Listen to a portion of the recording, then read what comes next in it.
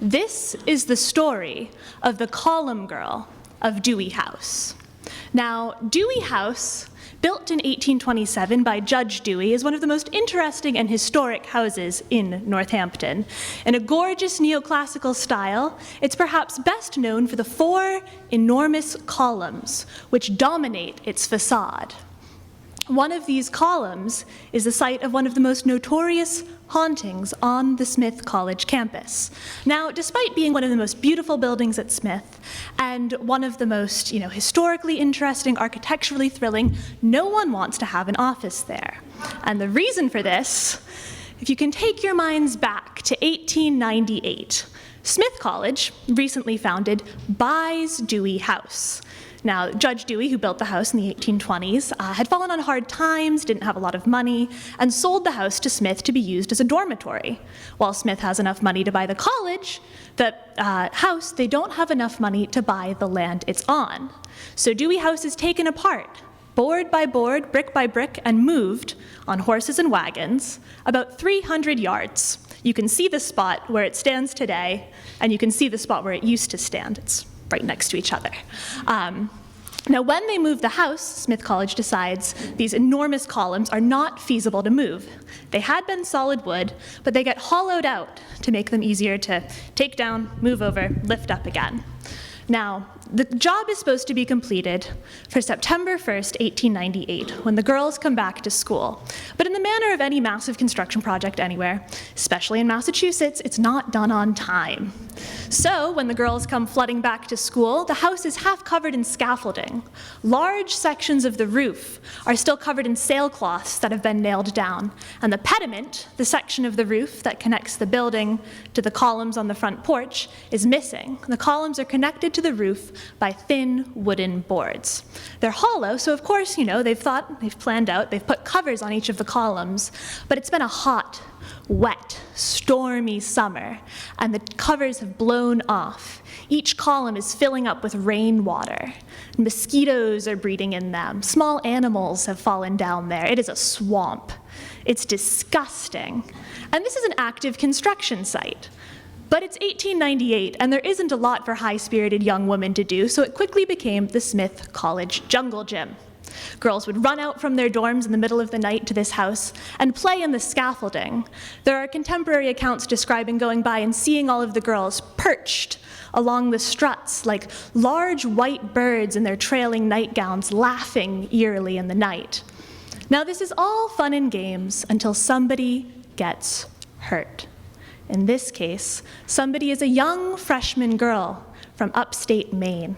She's never been away from home before. She's very, very nervous, and she's painfully, painfully shy. 3 weeks into the school year, she's yet to make any real friends.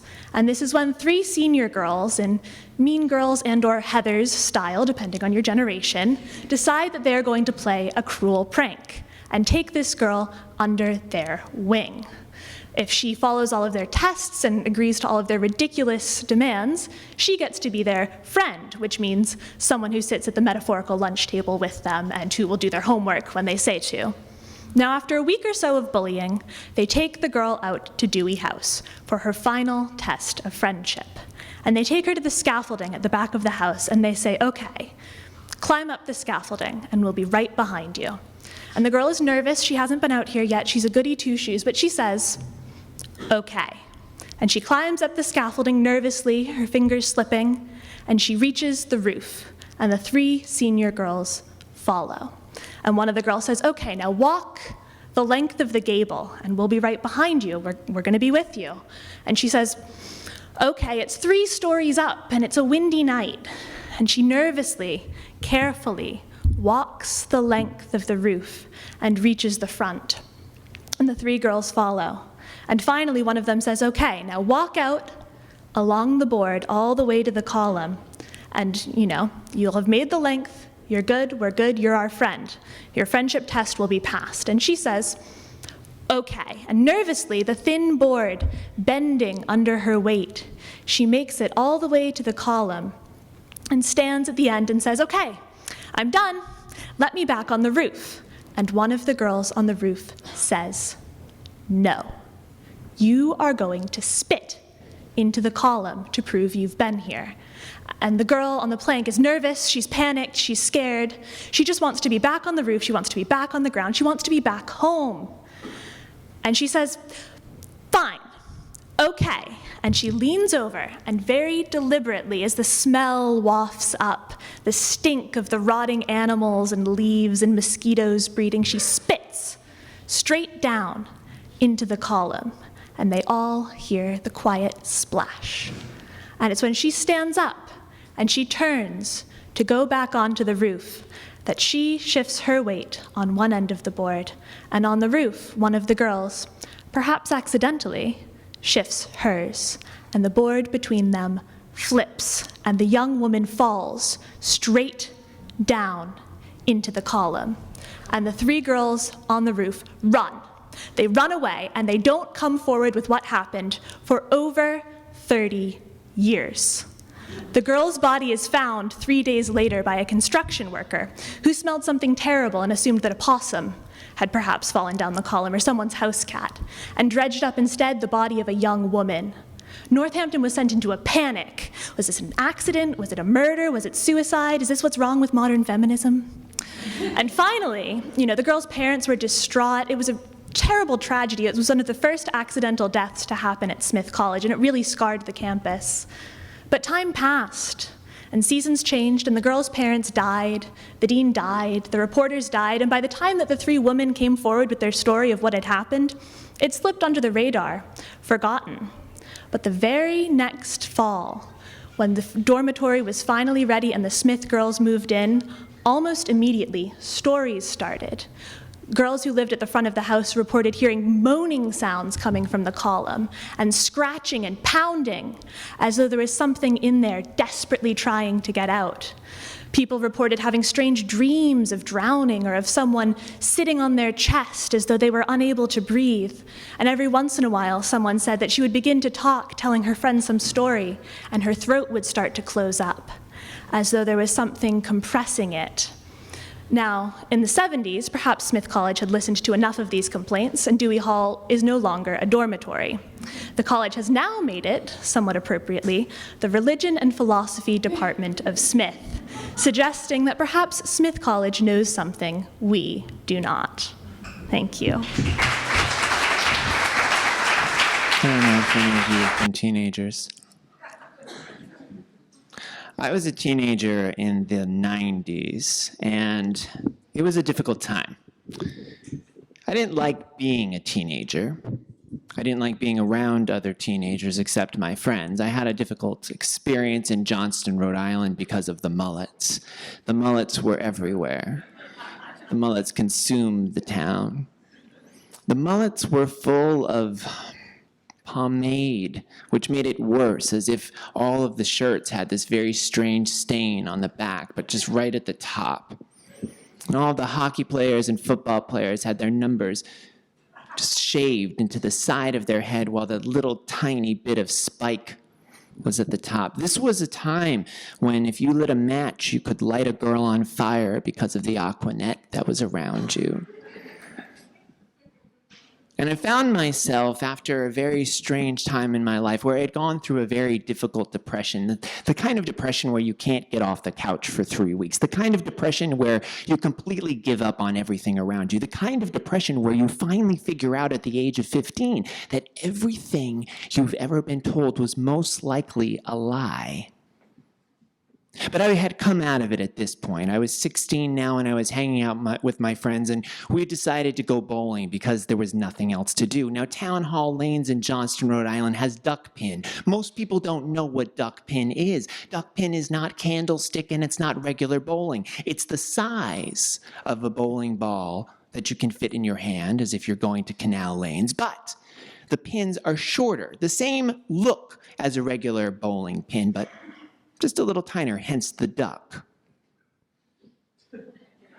And there were leagues. There were leagues for duck pin bowling, and I didn't belong to a league. I just went out with my friends on a Friday, but it was packed. It was totally full, and there were mullets everywhere. Men who took bowling very, very seriously, who couldn't stand without their arms being this far away from their bodies because they worked out so much. Men who wore bum equipment shirts, but the kind where they cut off the sleeves here so it rolled up just the right amount to show off their biceps and triceps and other sepular things. And I was bowling with my friends, and of course, because of who I am, I wasn't bowling appropriately. I was bowling in between my legs. I was lying down, and I was winning. I was beating all of my friends. I was getting strike after strike unintentionally. My friends were pissed off, and there was this one man standing next to me. And he was staring at me with his arms folded in a fury. I could feel his eyeballs going through the side of my head, and every once in a while I'd look over, but not enough to actually see him, just the outline of his body. And so I continued to bowl and make fun of the whole process of bowling, which made him even angrier. And we were done, and I got my bowling shoes off, and I started walking by him, and I saw him. Because I couldn't not see him, he was staring at me. And his width got wider. I don't know how this could occur, but it just consumed the entire bowling alley. It just took over the whole place. And he just looked at me, and he said, "You look like a fool out there." And I said, "I know." And I walked by him, and I returned my shoes, and I thought, well, that's over. I'm used to this kind of behavior. But as we kept walking, I could feel the rage even more, as if he had left himself and was following me. And it's like his eyes and his spirit were going through my head and through my eyes and all the way out to the door that I was trying to get to. And I turned around, and in this moment, everything slows down. You know those moments where everything just goes into slow motion. And I turned around, and the width had gotten bigger. The chest had gotten puffier. The jaw had completely dropped. He was looking at me in a way, and I didn't know exactly how to take it because I was incredibly scared. My heart was racing at this point. I didn't know what this guy was going to do. I didn't know what he was going to say. And then it happened. Just that word in that short amount of space. As if that was going to create a chasm, some kind of strange, violent behavior that I was going to be like, oh yeah, I'm fucking ready to fight you. Instead, I turned around and went, because I was about to laugh. And I didn't want to show him that he was funny to me. So in that strange moment of time, and as I was walking out the door and then fell on the ground in hysterics, I realized that where I lived was a sitcom. And so in that moment where I felt all of that fear and all of that tension and all of that agony of having to be around this mullet wave of hell, that actually I was just living in a really comedic, strange land, and that it was okay, and that the mullets could continue being mullets, and I could continue being me. Hello?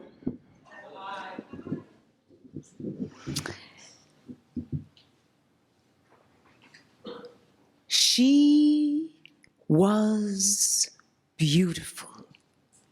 Her eyes were big and brown, her skin smooth to perfection, and with her long brown hair falling on her shoulders, it was enough to turn anyone's head. But she was also the type of young woman who walked through the world with grace. She was the type of person who, when she entered a room, she lit it up with her energy, and she left people with a smile on their faces and laughter in their belly. So when she became ill, and it only seemed like it was getting worse, everyone was worried. Her mother sat by her bedside day and night, sometimes laying beside her, listening to her heavy breathing, her eyes only closing when she had no choice. And even then, waking up to make sure her daughter was okay. But after 4 days of this, the mother knew that she had to lay down in her own bed and rest.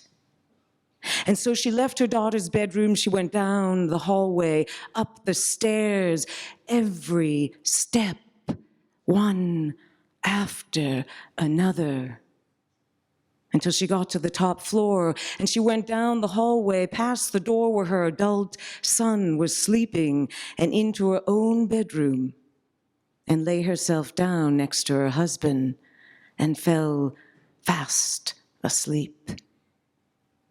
But before the light could even enter the window to her room, she jumped up, jolted it out of bed, and when she realized she was not in her daughter's bedroom, she went as fast and as slowly and fast and as quietly as she could down the hallway, past her son's bedroom, down the stairs, around the corner, down the hallway towards her daughter's bedroom. And as she got closer to the bedroom, she saw that the blankets were thrown off of her. And as she got closer to the bed, she didn't think she could see her daughter's chest rising and falling. And as she got to her daughter's bed, she realized that her daughter was dead, and she let out a wailing sound.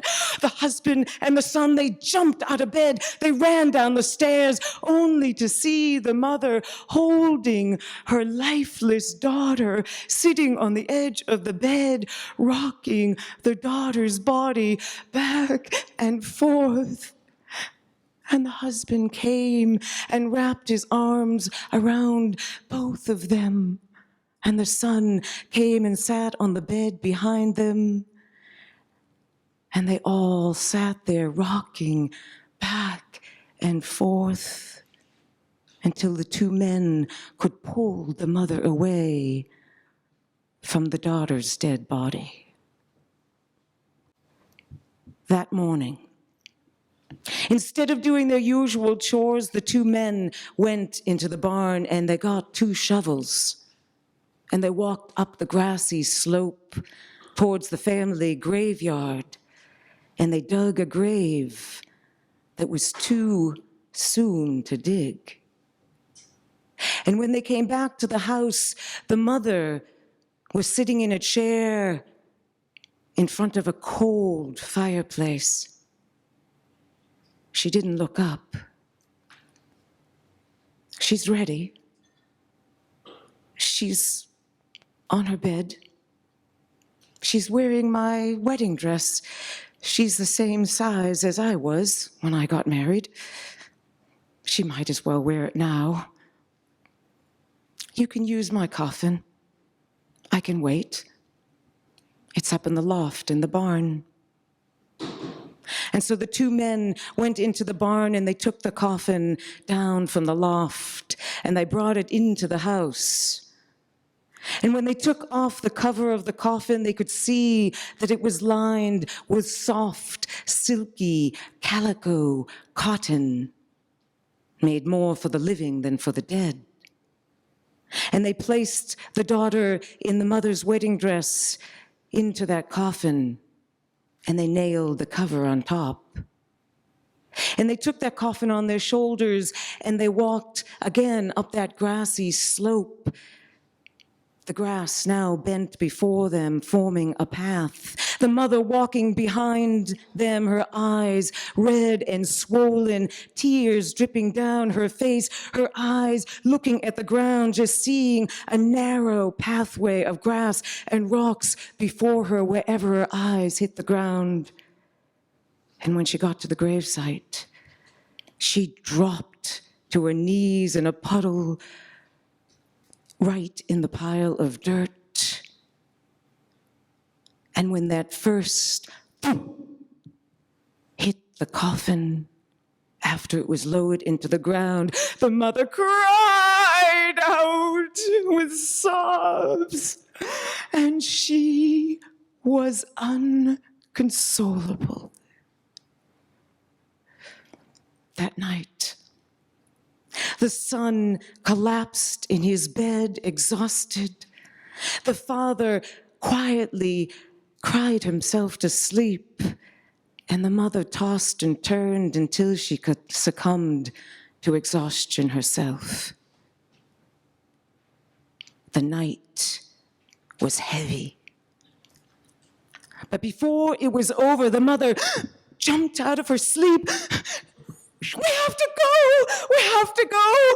And dig her up! She's alive! She's alive! I heard her screaming for help! She's alive! We have to go back to the gravesite! We have to dig her up! I heard her screaming for help! Please, we have to go! The husband and the son came to her side, and together they rocked her back and forth, but there was nothing they could do to comfort her. And so, when the dusk or dawn came, the father pulled the son aside and he said, "We have to do it. We have to dig up the grave. It's the only way your mother will ever be able to forgive herself, to know that her daughter is dead." And so again, they went into the barn, they got the shovels, and again, they went up the hillside on the path that was now well trodden, and they dug that grave until the shovel hit the top of the coffin. And the two men, they shimmied ropes underneath that coffin and they lifted it up to the surface. And the father took a crowbar and he shoved it into the cover of that coffin. And he looked at his wife and he looked at his son. And then he pressed down on that crowbar, and the sound of the nails were like trains screeching to a dead stop. And when he opened the coffin, he dropped to his knees. The blood ran out of his face. His mouth dropped, for she was dead. Only now, her face was no longer beautiful. It was twisted and contorted. The neck of her wedding dress was torn apart. Her fingernails were missing. Her fingers just bloody stumps. The calico cotton was torn to shreds. Blood splattered everywhere. And on the lid, underneath the lid, were deep, long grooves, fingernail marks, deeply carved into that lid of the calico coffin. 1,400 feet to the bottom of the Loudville lead mine. Luther was furious. He'd worked for them for 20 years. He had worked for that mine. And they had told him to dig out the muck. He dug out the muck. He pulled out stones, and he dug and he dug. The two of them dug side by side, going down that mine for 20 years. And finally, they struck it. They struck it rich. It was the richest ore of lead. Pure lead found anywhere. They were rich. The company was rich, and they sent off a letter back to the company, "We're rich." And then came the reply. "Sorry, we are closing the mine. You must vacate the premises within the week." Luther was furious. Well, now he and Aggie were going to go down there, and they were going to dig out everything, every speck that they could find. It didn't matter if it took them a year, 10 years, 100 years. They were going to get it all.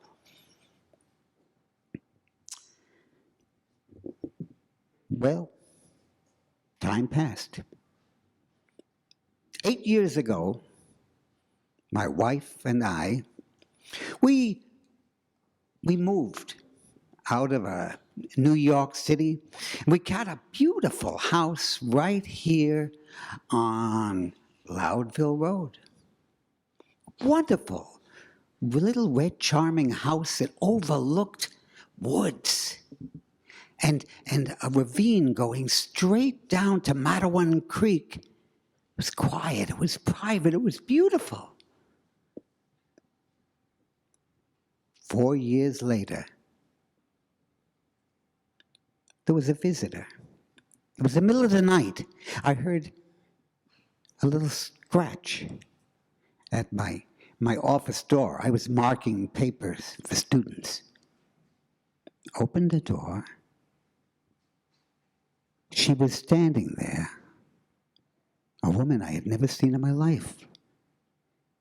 She was wearing a black sweater, black pants, all the way down to the floor.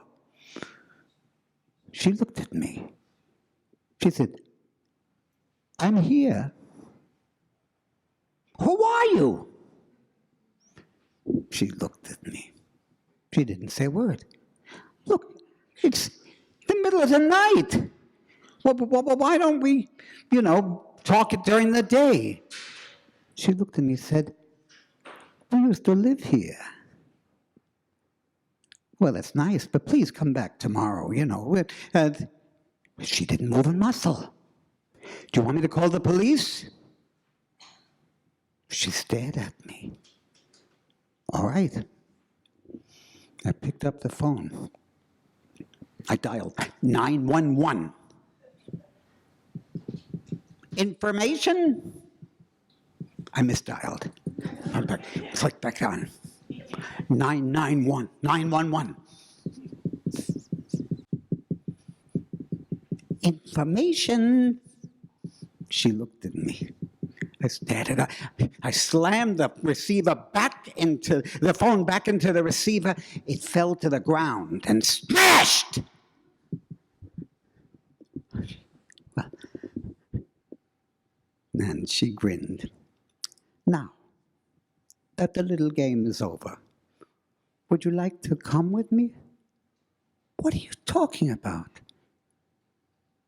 "You and your wife. Come with me. A guest." She had this strange Middle European accent. Well, I don't know how it happened, but the next thing I knew, I was standing in pitch blackness. I was holding my wife's hand. Up ahead, I could hear footsteps moving through the leaves. I heard that voice again. "Come, come, come, come, just a few more steps, we'll be there." At that moment, the moon came out from behind a cloud. We saw that we were standing right on the edge of the ravine that went down to the creek. We held back. She said, "Come, come, please. It'll be fine. You'll enjoy it. Just come." And my wife screamed out, "Where are we going?" The woman said, "Well, come, and that's how you'll find out." Well, every bone in my body was saying, Don't do it. But there's that pull, that curiosity. Come and find out. Isn't that what makes us turn the page on a horror novel when we know that the next page is going to be awful?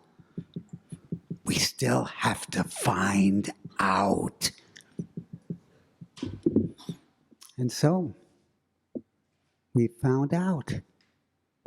I found out, and so did my wife. Oh, say, I forgot. You're all invited to come on down to the house. We're going to have hot mulled wine. You'll enjoy it. It'll be a wonderful time. And if you're curious, come and find out. Every family has its secrets. And it turns out that sometimes it's more difficult to reveal the secrets than it is to actually keep them, because we worry about how people are going to judge us once they know that our families are less than perfect. So I'm here before you today to tell you one of my family's deepest, darkest secrets. It's about how I found out the truth about what Santa Claus was really up to. I knew from a very young age that Santa Claus was not the person that he pretended to be. I didn't go down the route of thinking, oh, well, it's my mother or my father, or it's the portly neighbor next door. Nope. I knew that Santa Claus was, in fact, a zombie who lived in my garage who was coming to get me. When I was first married and we had our first son, my wife asked me, as we were getting ready for my first son's first Christmas, she said, "Where are all the pictures of you when you were a kid with Santa Claus?" Now, I could have easily just blamed my parents, because that's what we can always do, is blame our parents. I could have said, you know what, I was one of 6 kids. My parents had a lot going on. They had a house, 6 kids, a mortgage, a dog. I'm sure they had a lot of times where they had to say, what the heck is going on in our house? Going to see Santa Claus every year was not a priority. But the fact of the matter is that after about age 5, there are no pictures of me with Santa Claus because I was terrified of Santa Claus.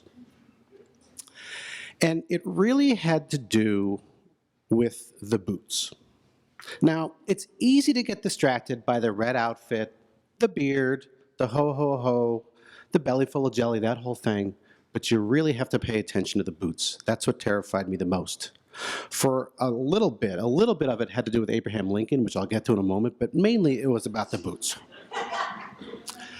Now, I should pause here and just back up a little bit and explain that I have 3 older brothers, and I get the older sibling thing. I do. I'm an older sibling myself, and I'm sure if my sister, who's younger than I am, was up here, she'd have horrible things to say about me. But I know what the role of the older sibling is. It's to navigate, to smooth that path for the siblings who come afterwards. And you do that by doing 2 things. One, it's by beating down your parents so that they're tired for the next siblings who come along. And it's also by making life as miserable as possible for your younger siblings. At least that's how it worked in my family. I don't know. So my brothers, I trusted them. I trusted them implicitly. I trusted them because they were my brothers. I trusted them also because they were so good at lying and pulling pranks. They were just so casual about all of it. And it wasn't just me. One time, one of my brothers convinced Peter and Tom, those are the 2 twins who lived in our neighborhood. They said, well, you know, Peter, how do you know you're Peter? You could actually be Tom, and vice versa. Because you know what? Parents make mistakes sometimes, and you never know. This sent the 2 8-year-olds scurrying home, tears streaming down their face, to verify their identity with their mother. Another time, they convinced their babysitter that their parents, my parents too, actually let them, as a regular fun thing to do, dump out bags of marshmallows on their bed, and then they could jump up and down on them as long as they wanted to. That may say more about the babysitter than my brothers, but I think you kind of get what I'm talking about here. My brother Tim once convinced me that the supermarket near our house, that you didn't have to pay for the newspapers. They just gave them away every day. I thought that was great, and it was weeks that I was unintentionally stealing newspapers from the supermarket before the manager saw me one day and said, what the hell are you doing? I tried to explain it to my brother, but he didn't really buy that one. Another time, and this caused some problems later on for me in college, I was in my parents' bedroom and I spotted a book. And the book was Fear of Flying by Eric Jean. I was 10, 11 years old. I didn't really know what the book was about. The book, of course, is a feminist book celebrating female sexuality. And I asked my mother, what's this book about? And my brother overheard that, and he said, oh, it's about the Wright brothers. Of course, I believed it. And just picture me a few years down the road when I'm talking to a co-ed in college, and she talks about fear of flying, and I quote the Wright brothers. Didn't really go over very well. So they were very believable in how they put together their stories. So when I was about 4 or 5 years old, one of my brothers was having a sleepover in his backyard. He and his friends, they put up some tents. So my other 2 brothers decided that they were going to scare their brother. So they put together a dummy. They stuffed old rags into an army uniform, And for the face, they used ski goggles, and they put onto the feet some shiny black boots. And in the middle of the night, they got up, they took the dummy, they threw it on the tent. Great hilarity ensued. I don't know, I was sleeping. All I know is the next day when I was out in the yard playing, I went into the garage for something, and there I was confronted by the dummy, forever afterwards known as Dummy Rags. Dummy Rags scared the shit out of me. But the true terror didn't really manifest itself until a few months later, when it was time to go see Santa Claus. Go see Santa Claus, waiting in line, it's my turn, and what is the first thing that I notice? The boots, the shiny boots. I freaked out, and my parents had no idea why. I don't think I could have really explained it to them either. A couple of hours later, after I'd calmed down, I was talking to one of my brothers, and I said to him, why would Santa Claus, again, I'm 4 or 5, why would Santa Claus have the same boots as Dummy Rags? My brother very casually says, well, that's because Dummy Rags is Santa Claus. Who would you think Santa Claus was? Dad? Made sense to me, I guess. So things didn't get better right away. As a matter of fact, they got a little bit worse when another one of my brothers showed me a book he was reading. This book was called The Death of Lincoln. You can go look it up online if you're interested. But one of the things that I remember from this book is that they had pictures, actual photographs, from the hanging of the conspirators in the Lincoln assassination. Men dangling from the end of the rope. And do you know what they have on their feet? Shiny black boots. My nightmares became even richer. So I would beg my parents to let me go to bed early on Christmas Eve. Other kids would want to stay up, maybe catch a glimpse of Santa, not me. I was fine with the presents he left behind, but I didn't want to have anything to do with what I thought might happen, and I couldn't tell what was worse. Which would be worse? Being up there and then glancing over at the fireplace and seeing these 2 shiny black boots all of a sudden appear? Or waking up the next morning, running downstairs, and then seeing 2 black boots dangling like a dead man at the end of a rope in your fireplace. I had to avoid the whole thing. I was so happy when the truth about Santa Claus came out of in my family. I was ecstatic. And I made a vow to myself at that point. I said, you know what? I'm not going to put my own kids through the Santa Claus myth. That, of course, never happened. And you know what? In a way, I'm glad it didn't happen that way, the way I had planned it, because I know that I want my kids to be trusting, even though your brothers can do terrible things to you. Because if you think about it in terms of stories, we want to trust the storyteller because we want to believe what they say, because stories is how we shape our reality. But of course, when the time came, inevitably and heartbreakingly, and my younger son came up to me with tears in his eyes, and he said, Dad, is it true that there's no Santa Claus? Just like Sam said there wasn't, his brother. I hugged him and I said, yes, buddy, it's true. There's no Santa Claus. But don't worry about it, because it could be much, much worse. And you know what? Going forward, whatever you do, don't listen to your brother. Thank you. My short, dark hair. My sister, studying to be a hairdresser, cuts it shorter still, much to my parents' horror. My mother mumbles, you look like a man. You look like your great Aunt Adele, my father says. Aunt Adele, wasn't she the poet? No, she was a bookkeeper, although she might have written a poem or two. Bad poems, pure emotion, no rhymes, no reason, nothing. Aunt Adele, I probably don't look a thing like her. My grandma needs bread dough and tells me about the world before in Germany, waltzes and polkas and trips to Frankfurt. My father is a baby. Grandma's 11 brothers and sisters, mainly sisters. Grandpa getting drafted into World War I. Grandma lost 2 brothers in that war, and she met and married my grandfather when he returned. All of my grandfather's brothers and sisters were married after the war, except Adele. Why? My cousin tells me that Adele fell in love with a Gentile poet or teacher They wrote poems to each other. Her father forbid her to intermarry. My grandmother just doesn't understand the question. She just didn't get married. And my grandfather died before I had time to ask. My father says, my cousin is wrong. Where did I get such ideas? There was no poet. There was no teacher. My father thinks the inquiry is pointless. But I'm not getting married. I'm getting my hair cut short. These questions are vital. My aunt's life is vital. Her life is denied. Germany killed her. Except for a poem she wrote in Theresienstadt. A poem, I am told, about the winds. A poem, a prayer for the Messiah. And my father wants to know why I want to become a writer. To contribute to magazines, Time, Commentary, National Geographic, write about politics. After all, you did study international affairs. No. They shaved Adele's hair off to do brain surgery, incised a cross on her skull to try to figure out why she stopped walking. A cross right above her spinal column. They opened her up. They saw her gray brain matter, same as anyone's gray brain matter, sewed her back up, still couldn't figure out why she stopped walking. She couldn't walk. She couldn't go.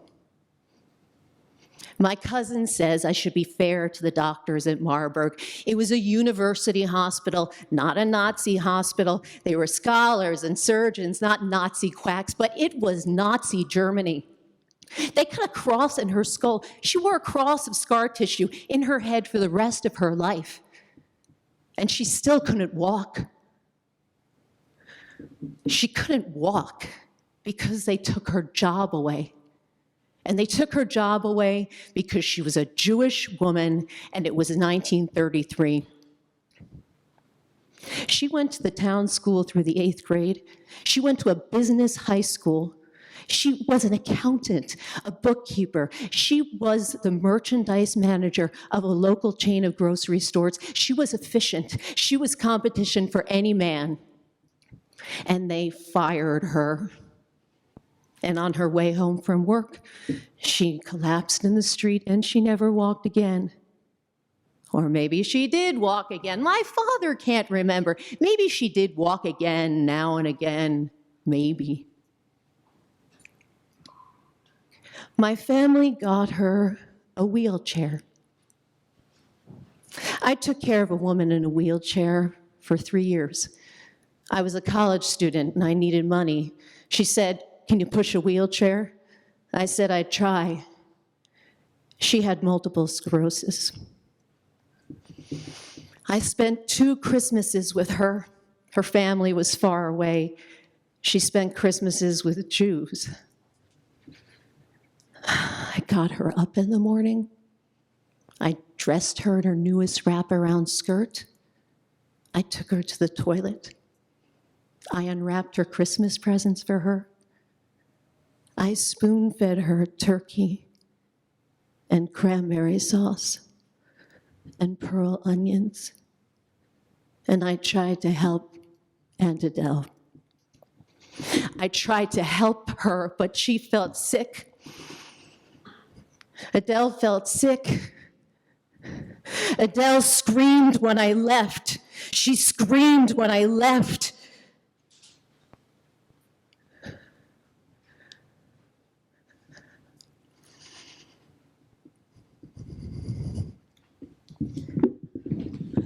In 1941, my grandfather secured visas for himself, his father, my grandmother, my father to the US. In 1941, they wouldn't let Adele out, or they didn't want Adele in. She couldn't walk. She couldn't go. My grandfather, great-grandfather, grandmother, father, cousins, aunts, uncles left. Adele stayed behind in Germany. Short, dark hair, wheelchair. My father said she screamed. Short, dark hair, screamed alone when they left. And they left.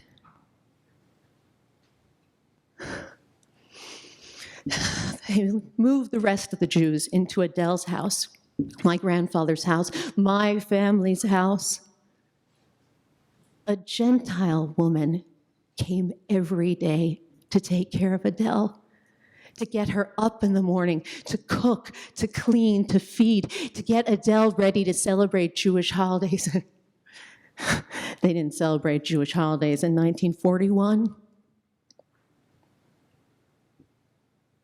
I spoon-fed her turkey and cranberry sauce and pearl onions. I write. And Aunt Adele wrote poetry. She was a writer. Even in the concentration camp, she wrote. She wrote about the winds. She prayed for the Messiah.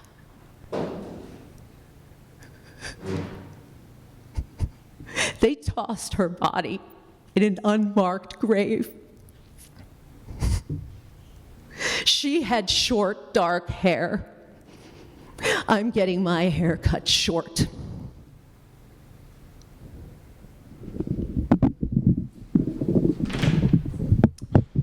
The Phantom Bridge.